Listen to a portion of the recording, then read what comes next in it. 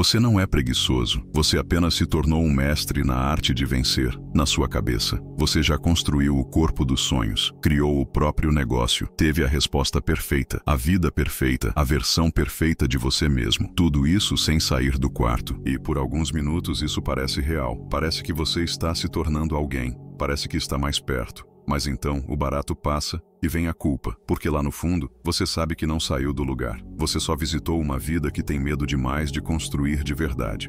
A verdade é que sonhar acordado não é inofensivo. É viciante, porque seu cérebro te recompensa por coisas que você nunca fez. Você recebe dopamina, sem desconforto, e quanto mais você escapa para a fantasia, mais difícil fica dar passos reais no mundo real. Este vídeo não é sobre motivação, não é sobre como focar, é sobre reprogramar seu cérebro para parar de confundir imaginação com ação. E se você ficar comigo até o final, vai aprender exatamente qual é o interruptor que quebra esse ciclo de fantasia e te devolve a única coisa que ela tem te roubado: o seu impulso.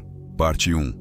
O barato que rouba a sua vontade. Você já venceu, já viveu a vida dos sonhos. Na verdade, provavelmente isso aconteceu essa semana. Talvez hoje. Você se imaginou entrando na sala, transbordando confiança, imaginou a reação deles, criou o negócio, definiu os músculos, fez o dinheiro, provou que todos estavam errados. E na sua cabeça, aquilo pareceu real, porque naquele momento, foi. Seu cérebro não sabia diferenciar.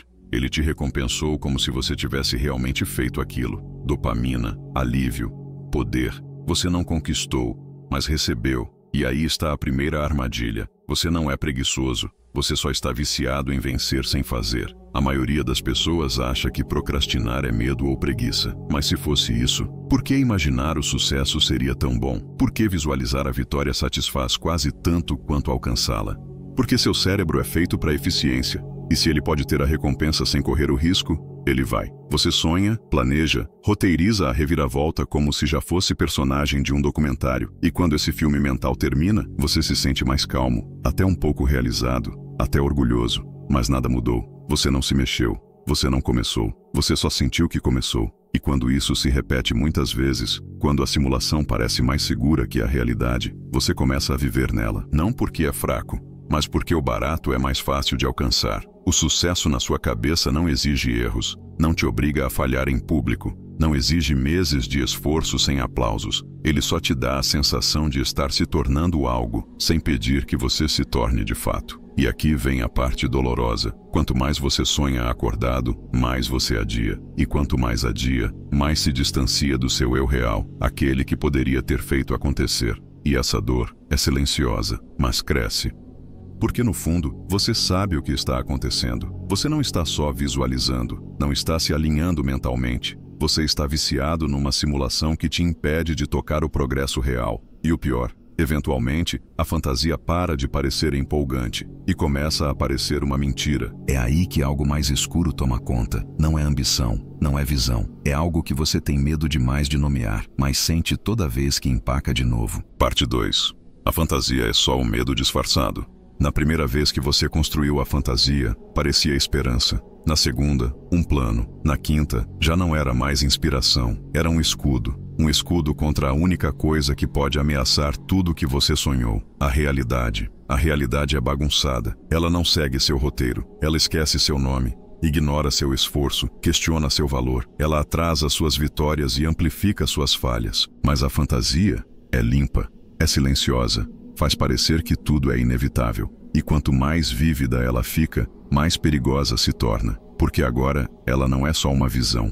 Ela virou uma identidade. A versão ideal de você virou um personagem para onde você foge, em vez de uma pessoa que você se compromete a ser. E sem perceber, você se apaixona por essa versão. Admira ela, venera e lá no fundo teme nunca estar à altura. Então você protege a fantasia, evita testá-la, porque tentar pode significar descobrir que você não é tão capaz quanto parece ser na sua cabeça. E esse medo é pior que fracassar. Você senta, refina o plano, reescreve a transformação, reensaia a história que vai contar quando finalmente fizer algo. E a ironia, você não está só procrastinando, você está de luto. De luto por uma versão de você que nunca viveu, pelo tempo que nunca vai voltar, pelo potencial que escapou, silenciosamente, para dentro da imaginação, e nunca saiu de lá.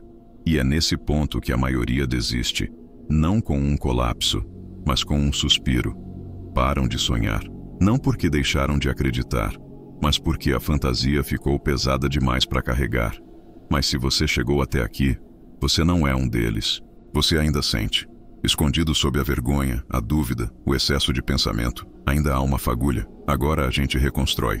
Parte 3. Diminuindo o buraco entre quem você é e quem quer ser. Aqui está o problema real, e ninguém fala disso. Você está consciente demais, mas não está incorporado. Já leu os livros, viu os vídeos, escreveu os planos, visualizou os hábitos. Você sabe exatamente quem quer ser, mas não está vivendo como essa pessoa. Você ensaia as falas dela, mas não pisa no palco dela. E cada vez que você não age, cada vez que adia o primeiro passo, você alarga o vão entre quem você é e quem você deveria ser. Esse espaço se chama lacuna de identidade. E é onde vive toda a sua vergonha, porque agora você já viu o que é possível, já construiu essa versão mentalmente, mas ainda acorda com os mesmos hábitos, desliza pelas mesmas distrações, evita as mesmas decisões difíceis. E isso dói mais do que falhar, porque falhar, pelo menos, significa que você tentou. Isso é silêncio, é potencial desperdiçado com Wi-Fi. Mas aqui está a mudança. Você não atravessa esse vão pensando mais. Você atravessa se movendo, mesmo com medo. É assim que a verdadeira transformação começa. Não ao conquistar o sonho, mas ao agir como alguém que age, mesmo sem confiança, sem clareza, sem um plano perfeito. Esse primeiro movimento, esse passo desconfortável, não é só impulso, é identidade em movimento. Você não se torna a pessoa que admira sentindo-se como ela. Você se torna fazendo o que ela faria, antes de acreditar que pode. E esse único movimento não é sobre progresso, é sobre prova. Prova de que você não é uma simulação, de que não é a lembrança de quem deveria ter sido, de que não está mais congelado na lacuna. Um único passo, e o ciclo começa a quebrar. Parte 4. Você treinou seu cérebro a comemorar simulações. Aqui vai uma verdade que dói. Você não escolheu ficar travado.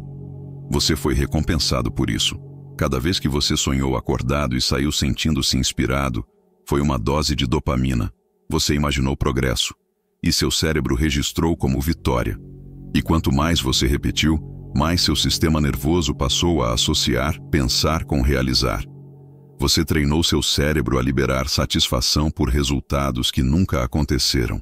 Agora, quando senta para fazer de verdade, sem barato, sem euforia, sem recompensa, só resistência.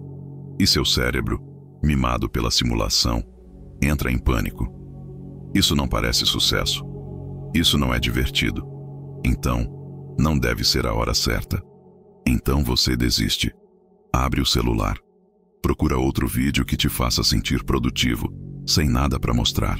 É assim que pessoas inteligentes e determinadas ficam anos atrás. Não por ignorância, não por falta de vontade, mas porque o sistema de recompensa foi corrompido. O cérebro foi feito para perseguir esforço e recompensa, mas você ensinou ele a pular o esforço e ainda se sentir recompensado. E é por isso que seus objetivos parecem impossíveis agora, porque a versão falsa ficou confortável demais para ser deixada.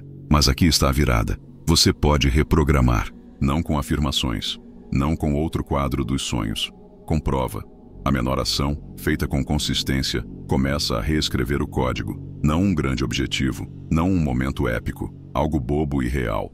10 minutos, uma mensagem desconfortável, uma tarefa que não te faz se sentir poderoso, só presente. E quando você recompensa isso, quando seu cérebro recebe o prazer pelo movimento real e não pela imaginação, tudo muda. Parte 5. A volta por cima não é uma visão, é uma escolha. Existe um momento silencioso que ninguém vê. Não é heróico, não é viral, nem parece impressionante. É você, sentado sozinho, sem motivação, sem energia. Só essa dor surda no peito dizendo: minha vida não combina com quem eu sou. Esse é o ponto de virada. Não o grande objetivo, não a ideia brilhante. É o momento em que você para de proteger a fantasia e começa a construir algo real. Lembro da noite em que isso aconteceu comigo. Eu tinha planejado todo o mês de conteúdo, estratégia perfeita, tudo claro como cristal, mas não tinha feito nada. E numa noite, às 23h43, sem música, sem cenário, abri o bloco de notas e escrevi 3 linhas reais para o meu próximo projeto. Só isso. E senti meu cérebro se contorcer. Porque não teve barato, não teve aplauso, Só esse silêncio estranho e firme foi a primeira vez que senti voltar à realidade. E aquela noite não mudou tudo, mas mudou a direção. E isso é tudo que a volta por cima precisa. Não uma revolução, só uma reversão. Da fantasia para o atrito, do excesso de pensamento para um único movimento físico. E se você está aqui agora, ainda ouvindo, você já sabe qual é esse movimento. Pare de pensar sobre fazer. Pare de planejar como vai se sentir depois. Apenas se mova, porque a versão fantasiosa de você não está esperando. Ela está desaparecendo. E se você esperar mais, vai acabar de luto por alguém que nunca existiu.